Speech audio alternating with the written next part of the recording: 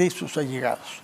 Hemos pedido a un abogado penalista, Fernando Silva, que nos explique en qué consiste esta formalización de la investigación preparatoria y qué proyecciones tiene sobre este proceso en general. El señor Silva es abogado de la persona del señor Piñeiro, quien fuera el responsable y el principal accionista de la empresa OAS, que está implicado en este caso la empresa. Señor Silva, buenas noches, gracias por estar con nosotros en RPP. Buenas noches, don Fernando, gracias por la invitación. Explíquenos, por favor, qué significa exactamente la formalización de la investigación preparatoria, qué es lo que se ha hecho hasta ahora y qué significa formalizar la investigación. Claro, cuando un fiscal tiene una noticia criminal, lo primero que hace es verificar si esa noticia corresponde efectivamente a un hecho criminal. Por eso empieza una parte de la investigación del proceso que se llama investigación preliminar, con diligencias preliminares para saber si el hecho ocurrió, si el hecho reviste alguna característica criminal. Esa parte de la investigación, cuando concluye, el fiscal puede tomar dos acciones: o archiva el caso si considera que no hay mayor posibilidad de imputar un delito, o si considera que sí hay elementos de imputar un delito, si ha determinado cuál es el hecho, quiénes son las personas que participaron, cuál es el agravio hacia el Estado, hacia un tercero, decide avanzar frente a una sospecha reveladora de un hecho criminal y formaliza la investigación. Ahora, eso, nos dice usted, es la investigación preliminar, ¿tiene un plazo? La investigación preliminar tiene un plazo en principio de 120 días. Sin embargo, en principio, pero podría durar hasta 8 meses inclusive. ¿Y en este caso cuánto ha demorado? No sé cuánto ha demorado la investigación preparatoria en ese proceso. Pero al formalizar la investigación preparatoria, el fiscal está solicitando 36 meses de plazo. Que ese plazo es más o menos normal. El plazo regular en una investigación preparatoria por organización criminal, como lo ha planteado, bajo el esquema de organización criminal que ha planteado la Fiscalía. O sea que antes de que haya un juicio en este caso, va a pasar mucho tiempo todavía. Bueno, deberían pasar los 36 meses si el fiscal se toma todo ese plazo, pero podría hacerlo antes, es decir, podría acusar antes y ir a una etapa de saneamiento que se llama etapa intermedia. Que a su vez dura como un año, ¿no? Depende de la cantidad de defensas y la forma en la que control de acusación, ¿no? En el caso de Keiko Fujimori, ese control duró casi 2 años, ¿no? Sí, con muchos retrocesos. Sí, claro, que es la forma de sanear un juicio, porque de ahí vamos al juicio oral, que es la parte más importante del proceso. O sea, lo que nos dice usted que el juicio a Susana Villarán y sus allegados en este tema puede tomar 4 años. Podría tomar 4 años. Ya. Ahora, ¿cuáles son los cargos en este caso? Lavado de activos. Ya. En el caso que se han formalizado y que se ha hecho público el día de hoy es lavado de activos contra 12 personas y 2 organizaciones civiles.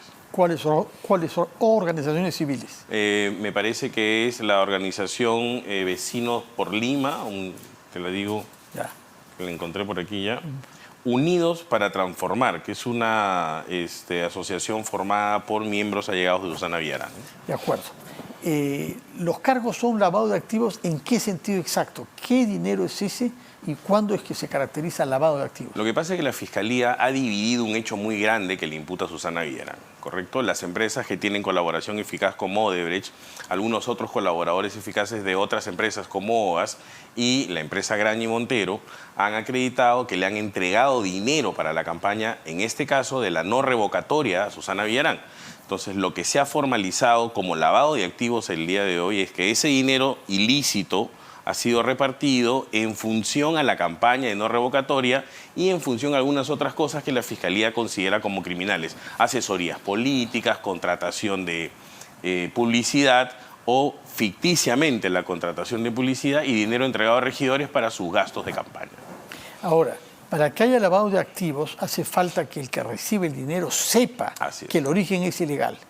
Y se entiende que en esta etapa de la formalización de la investigación preparatoria, las personas que están imputadas de delito de lavado de activos tienen que acreditar o que no sabían o que no participaron en el delito. Entonces, es por eso que esa etapa dura mucho, porque es la etapa donde se instruye el proceso, donde se presentan todos los medios o los actos de investigación que van a ser después medios de prueba en el juicio. Pero si alguien recibe dinero mal habido, como es lo que la Fiscalía presume en este caso, no va a ir contándolo por el mundo. Y si contrata gente con ese dinero, no va a decir que está contratando a gente con ese dinero mal habido. Lo que ocurre es que hay circunstancias que probablemente, cuando han ocurrido esos hechos, nadie imaginó que quien estaba entregando ese dinero después iba a delatarlos, ¿no? Entonces, hay personas que han recibido dinero directamente de estas empresas para hacer funciones directamente hacia la señora Susana Villarán. Entonces, eso es lo que ha sido delatado por un colaborador eficaz brasileño. Así es. ¿Sabemos quién es? Es un funcionario de Odebrecht y funcionarios de OAS, ¿no? Que estaban no sabemos acá, quién es. que estaban en el Perú. Que estaban en el Perú. No sabemos quiénes son. Digamos, intuimos, se intuye quiénes son, pero formalmente no se sabe. No es el señor Piñero. No, Leo Piñero son no ha subordinados participado, en el Perú. No ha participado en ninguna gestión en Lima, ¿no? Solo en hechos muy puntuales. Ya, y él está siendo procesado, ¿por qué razón entonces? Él está por otro hecho, que no es este proceso, por el tema del trato directo y de la línea amarilla, que son cosas diferentes. De acuerdo. Ahora, son entonces colaboradores eficaces de la justicia peruana. Son brasileños, pero colaboraron acá en el Perú. A partir del acuerdo firmado con Odebrecht y a partir de los acogimientos que hay directamente en las normas peruanas. Y esos dos funcionarios brasileños no van a ser condenados, precisamente porque han colaborado eficazmente. Si es que se corrobora y el juez aprueba la colaboración eficaz, se les otorgará el beneficio que hayan acordado con el fiscal. Puede ser ejecución de pena o reducción de pena. De acuerdo. Ahora, ¿qué es lo que el colaborador eficaz ha podido decir respecto de la recepción de dinero de estas personas? ¿Dice usted que son 12? Sí, 12 procesados. ¿Puede usted decir quiénes son? Sí, claro. Porque conocemos algunos nombres, pero sí, 12 no había visto. Jaime Salinas, Marisa Glave, Zoila Reategui, Ana Elena Tausen, Jorge Nieto, Carlos Enrique Juscamaita, Susana Villarán, Gabriel Prado, Álvaro Espinosa y Luis Ernesto Gómez Cornejo. Ya. Son algunos regidores, tengo entendido, hay regidores, y hay colaboradores. Asesores. Sí. ¿Qué es lo que los colaboradores eficaces habrían declarado? De acuerdo a la que señala la Fiscalía, habían declarado que las empresas habrían entregado fondos ilícitos para repartirse en campaña y que estas empresas habían hecho los pagos a algunas personas de manera directa inclusive. De acuerdo, pero ¿de dónde viene la tesis fiscal de que ellos sabían que ese dinero era ilícito? De lo que aparece acá, Fernando, es por la forma en la cual han recibido el dinero, ¿no? En efectivo, directamente de las empresas, en lugares escondidos, con conocimiento. Hay un colaborador eficaz, además, que probablemente es nacional, que está vinculado a Susana Villarán, que relata las reuniones, las formas en las que se entregó, para qué, que para la Fiscalía eso hace suponer que tenían el conocimiento de que esto era ilegal. ¿No se sabe quién es o no se puede decir? Yo no lo sé, acá no se sabe. En todo caso, era un colaborador allegado, cercano de Susana Villarán, sin duda que alguna, tenía por responsabilidades. la forma en la que, por lo que relata, ¿no? Y que tenía responsabilidades en la municipalidad. En la municipalidad. Debe ser fácil deducirlo para quienes conocen el expediente, porque es alguien que seguramente estaba ubicado muy alto. Hay restricciones yo sé, para eso. no le voy a pedir nombres, claro. pero sin duda se sabe cuando uno ve quién no ha sido detenido por la Fiscalía. O además por la forma en la que lo cuentan, ¿no? Si hay dos personas y están hay un relato de dos personas, tiene que ser una de las dos, ¿no? De acuerdo. Hay una que está detenida. De acuerdo. Queda claro. Si es que se confirmase que aquí ha habido lavado de activos, en primer lugar, de la señora Villarán ella misma, ¿cuál es la pena que corresponde a ese delito? Hasta 20 años. Por el lavado de activos. Sí. ¿Depende del monto, depende de las circunstancias? Bueno, el monto acá es muchísimo dinero y supera el monto establecido en la norma, que es en referencia a las unidades impositivas tributarias, ¿no? Lo supera en creces, pero la principal agravante es que la Fiscalía está imputando esto como una organización criminal. Entonces lleva la pena de 10 a 20 años. Organización criminal de todos los investigados. De todos, claro. De todos. Hay organigramas en la disposición fiscal, todo eso.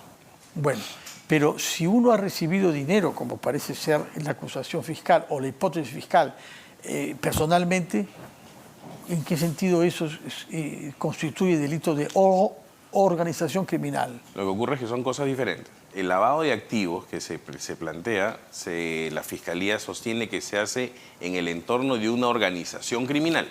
Es decir, que tiene como cabeza a Susana Villarán, que tiene distribución de funciones, José Miguel Castro, el señor Gómez, diferentes estructuras de acuerdo a la tesis de la Fiscalía, y que eso implicaría una organización para distribuir el dinero que se recibió ilícitamente por parte de estas empresas. En este caso, ¿cuáles empresas están concernidas como la fuente de ese De acuerdo a la tesis de la Fiscalía, Odebrecht, OAS y Graña y Montero. Tres. ¿Que se han puesto de acuerdo entre ellas o cada una lo ha actuado por su parte? De acuerdo a la tesis de la Fiscalía, esta organización le habría solicitado a cada una de manera independiente dinero para la campaña de la revocatoria, ¿no? O sea, podían no saber las empresas. Entre ellas podrían no saber. O quizás que también concertaron y se distribuyeron. O saber y no importar también, ¿no? De acuerdo. Ahora, ¿sabemos en qué fecha exacta es que habría tenido lugar estos hechos ilícitos? Antes de la revocatoria, en el año 2013. Sí. Manifiestamente ha sido hecho para sí, financiar la campaña. Tal cual. Ya, de acuerdo. Todos tienen la misma pena independientemente del monto que han recibido y la modalidad, porque creo que alguna persona habría recibido $20.000. Claro. Que no es lo mismo. Lo que ocurre es que cuando estás en el entorno de la organización criminal y en el entorno del hecho criminal propiamente dicho como lavado de activos, las penas se rigen en márgenes, ¿no? Entonces, de 10 a 20 años. Puede ser que a la persona que dirige la organización tenga 20 años y una persona que ha participado en la organización con un esquema, digamos, de certeza de su participación de la comisión criminal podría tener 10. En ese margen de... Por otra parte, en este caso se ha también informado que ha sido excluida de la investigación la periodista Paola Ugaz. ¿Tenemos alguna idea de por qué se ha tomado esta decisión? De acuerdo a la tesis de la Fiscalía, lo que sostiene es que habrían otras investigaciones por los mismos hechos. ¿Cómo así? ¿Cómo otras investigaciones? De lo que hemos podido revisar, a la señora Ugaz la están investigando en otras fiscalías por hechos similares. Entonces la Fiscalía ha sostenido que para ella, en este caso, no va a formalizar, archive el caso. Ahora, eso puede ser materia de elevación al superior, seguramente pedido por la Procuraduría del Estado, y da a entender que se seguirá en las otras investigaciones contra la señora Ugaz. Pero ahora, por lo que usted dice, el caso general de Lavajato, integrando todas las empresas constructoras extranjeras y nacionales, puede tomar muchos años, más que todo el próximo quinquenio. Va a depender, Fernando, de cómo la Fiscalía plantea. Hay casos que ya están por culminar, ¿no? El caso del Club de la Construcción, por ejemplo, es un caso que ya está por culminar. En los próximos meses deberíamos tener archivos, acusaciones o, digamos, un panorama claro hacia el juicio, ¿no? Este año, sí, sin duda, ¿no? Y el juicio podría comenzar a fin de año, del Club de la Construcción. Ahora, hay otros casos que se han demorado en empezar, o hay otros casos que surgen a partir de la investigación de los casos grandes, que son casos menores, que probablemente tengan, como este caso, para 3 años más, ¿no?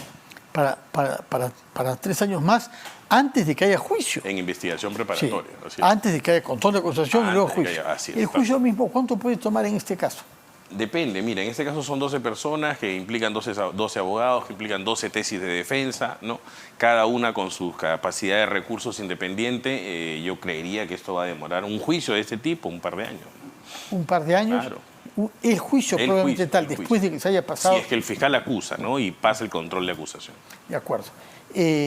¿Usted cree que el caso Lavajato en general, usted que conoce las cosas desde el punto de vista brasileño y desde el punto de vista del señor Piñeiro, el caso Lavajato en general va a establecer la verdad sobre los principales hechos cometidos y denunciados por la Fiscalía? ¿Estamos avanzando bien desde el punto de vista judicial? A ver, cuando uno habla de verdad procesal, Fernando. Sí, verdad procesal, sin duda. No habla de lo que realmente ocurrió, ¿no? Entonces, y la verdad procesal es aquella que se puede probar y que es finalmente plasmada en una sentencia. Esa es la verdad procesal. Entonces, al día de hoy, me parece que solo hay 2 sentencias vinculadas a este caso, ¿no? Entonces, ¿Y son cuáles? Me parece que son vinculadas a la captación de fondos por parte de Odebrecht y las empresas que le servían para blanquear, digamos, el dinero que usaban, ¿no? Ahora, no he participado en esos casos, te lo digo desde el panorama general, ¿no? Ahora, recién yo creo que vamos a poder ver un resultado formal del trabajo del equipo especial de Lavallato dentro de un par de años, que se empiecen a cerrar todas estas investigaciones preparatorias y los controles de acusación que vienen. Pero como hemos conversado en su oportunidad, muchas personas cargan esto a la labor del fiscal, ¿no? la cargan y dicen los fiscales se demoran. Ciertamente hay procesos que son complejos y grandes con información de fuera del país que pueden demorar mucho. Sin embargo, yo creo que el problema es la norma. Porque si tú a un fiscal le dices que puede investigar 36 meses o 72 meses, se va a tomar los 72 meses y la norma se lo permite. O sea, tampoco es algo ilegal, ¿no? Entonces yo creo que no, ahí no, es, pero es claro, algo muy contraproducente, ¿no? sin Hace, duda, ¿no? hace Sin duda. perder confianza en la opinión pública. Por supuesto. Genera una sensación de impunidad. Sí, y finalmente al momento que hay una sanción ya a nadie le importa, ¿no? Sí. Entonces yo creo que ahí tiene que haber un cambio normativo, tiene que haber un cambio, la norma de colaboración eficaz criticada por muchos, ¿no? Sí. Yo considero que no, que al contrario, se le debe de poner un plazo, sin duda. 36 meses le parece razonable como el gobierno. No, yo creo que no, porque... Menos. No, por supuesto que menos. Yo creo que 8 meses estaba perfecto, 1 año ya. ¿Por qué? Porque un colaborador es alguien que se presenta frente a ti, fiscal, frente a ti, juez, y te dice, yo sé lo que ocurrió y lo puedo probar. Ese es el colaborador eficaz. Esa es la persona que se merece un premio. Pero tiene que tomar en cuenta muchas cosas. Pero es que si tú antes de consideras... animarse a decir toda la verdad, ¿no? No, pero lo que pasa es que si tú consideras a un colaborador alguien que dice, yo sé esto, pero necesito que me ayudes a probarlo, entonces, ¿de qué me estás hablando? No, pero para probar, por ejemplo, una de las bases inevitables ahora, me imagino que usted lo habrá visto como abogado litigante, son los celulares. Sin duda. Ya, pero, Las cuentas. pero eso requiere pues un trabajo sofisticado de tecnología pero para si el reconstruir si el colaborador se está presentando, entrega su clave. No, pero ha borrado. Pues, pero ha borrado. Nadie entrega las cosas al estado natural. Uno borra todo lo que quiere. O sea, hay que reconstruir, es claro, complicado, ¿no? Pero tampoco se puede permitir, Fernando, 5 años de una persona que ha sido un aspirante a colaborador eficaz. 5 años. ¿Y eso ha demorado? Claro, hay procesos que son 5 años. Mi cliente tiene 4. Ya, pero los colaboradores eficaces que dice usted han habido en Lo este que pasa caso. es que en mi caso es complejo el tema porque viene información del Brasil. Sí. Pero hay otros colaboradores en estos mismos procesos que tienen demasiado tiempo y no se soluciona su situación. Y eso puede ser motivo hasta de distorsión de la institución colaboración eficaz. ¿Y cómo está evolucionando el caso de la Bajata en el Brasil? Habida cuenta de que el presidente actual Lula ha estado implicado él mismo, ¿no? Y como sabemos, ha hecho prisión. Sin duda. A ver, de las noticias que tenemos en el Brasil, hay una corriente muy fuerte a investigar a los equipos de Fuerza Tarea que participaron en este caso, ¿no? A los fiscales. A los fiscales. ¿Qué se les reprocha? Se les reprocha haber coordinado a nivel judicial con este juez Sergio Moro, que después fue político, fue ministro. Sí, ¿no? nada menos que de Bolsonaro. De Bolsonaro, haber coordinado este tipo de acciones, un poco dejando de fuera la imparcialidad con la cual debe actuar un juez, ¿no? Es que ese es un gran problema, sobre todo cuando a los fiscales o a los operadores de justicia se les etiqueta, ¿no? Yo soy enemigo de esa circunstancia, equipo especial, ¿no? Esas etiquetas, para mí todos deberían ser fiscales, todos deberían tener de los números de despacho de fiscales que se necesiten y debería caer al fiscal que le corresponda por turno, ¿no? Cuando tú ya creas especialidades, ya inclusive predispones a los fiscales, bueno, que los fiscales no tendrían por qué ser imparciales, ¿no? Pero bueno, los predispones ya a buscar algo y a llevarte a inclusive con posibles excesos, ¿no? Esas reservas que usted expresa, ¿valen también para el equipo especial que se constituyó acá para investigar la corrupción en el poder, es decir, en el entorno de Pedro Castillo? No solo para eso, sino... Pero también para eso, pero porque claro, es un caso especial, ¿no? Se llama equipo especial. Pero por supuesto, o sea, yo entiendo la especialidad de esto, ¿no? Hay formas de hacerlo, sin duda, pero también vale desde la época de los juicios contra Fujimori, que se crearon los juzgados especializados, los jueces especializados, los fiscales especializados. Sin duda que es una respuesta política desde de política criminal. Es un desafío complejo, ¿no? A la circunstancia, al fenómeno que se presentó. Pero con toda esta experiencia, yo creería que el día de hoy debe estructurarse el esquema de manera diferente, ¿no?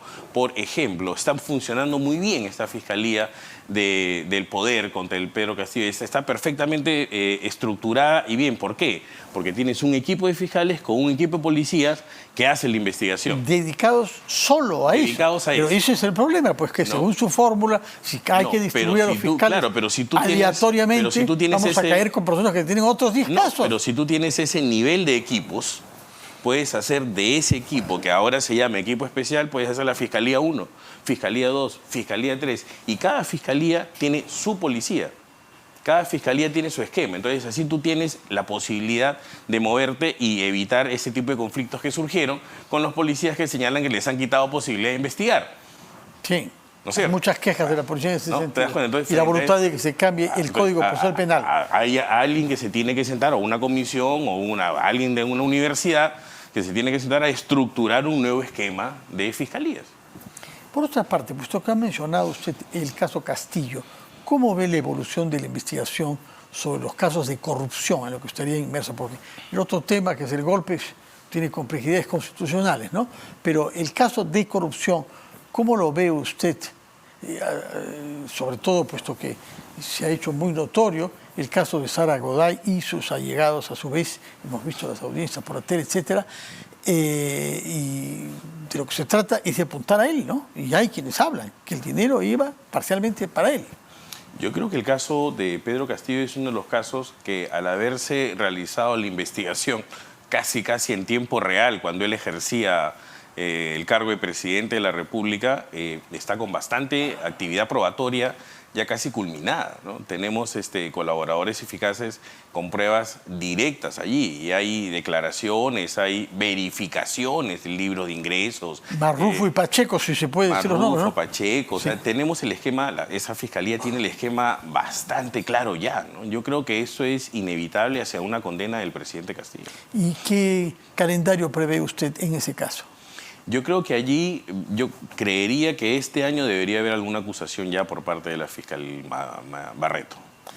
Como usted sabe, en estas horas últimas ha habido una decisión respecto a los bienes de Pedro Castillo y de Aníbal Torres. ¿Puede explicarnos por qué se ha decidido esto? Lo que ocurre es que esa es una acción de la Procuraduría. Sí. La Procuraduría son abogados del Estado. Sí. Como abogados del Estado, lo que son parte civil, actores civil se llama. Ellos persiguen reparar civilmente al Estado de las acciones criminales que hayan realizado los denunciados en general, ¿no es cierto? Entonces, en este caso lo que han hecho es, para cautelar la posible reparación civil y el pago de la misma, embargar los bienes que están a nombre del señor Castillo y del señor Torres, que es lo que ha trascendido en los medios, en forma de inscripción. O sea, los embargas para que no se puedan deshacer de esos bienes, y en caso de condena, eso se ejecuta y el Estado se cobra la reparación civil.